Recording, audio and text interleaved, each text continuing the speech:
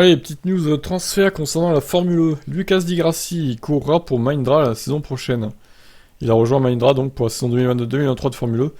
Alors je comprends pas pourquoi ils continuent de mettre des saisons 2022-2023, elles sont plus à cheval sur 2 ans en fait les saisons. Il faudrait peut-être dire saison 2023 tout simplement. Il remplacera Alexander Sims aux côtés d'Oliver Roland.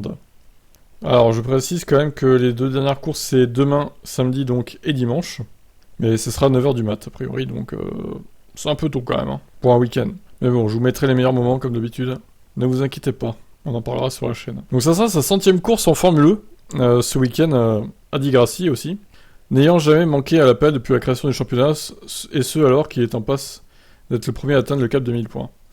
Alors qu'Alexander Sims s'apprête à quitter Mahindra pour retourner en GT, Lucas Di Grassi prendra sa place dans l'équipe indienne. Elle est aussi présente en Formule E depuis 2014.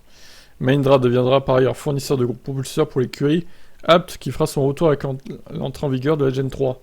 Outre le fait qu'il s'agit d'une des équipes les plus victorieuses du championnat, c'est ironiquement celle pour laquelle Di Grassi courait avant qu'elle se retire durant 1 an à la suite du départ d'Audi. Il s'agira, selon lui, d'un atout indéniable pour renforcer la position de Mahindra. Rejoindre Mahindra représente un nouveau challenge dans ma carrière et le timing ne pourrait être meilleur. Avec l'arrivée de la Gen 3 pour la saison 9 du championnat du monde de Formule E, tout le monde repart de zéro, souligne Di Grassi, titré à la 3ème saison de la discipline et à la tête aujourd'hui de 13 victoires. Le fait que j'ai eu une relation de 7 ans avec Abt Sportsline au cours de laquelle nous avons remporté le championnat ensemble sera un bon point de départ pour nous. L'équipe utilisera le groupe propulseur Mahindra, Racing Powered, et ces données supplémentaires ainsi que mon lien étroit avec les ingés nous placeront en bonne position. L'objectif à court terme est de gagner des courses et à long terme c'est d'aider Mahindra à remporter le championnat et devenir une icône mondiale de la course électrique.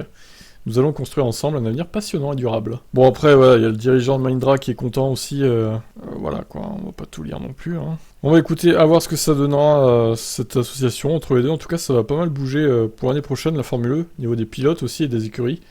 Et la nouvelle voiture, qui sera beaucoup plus rapide du coup.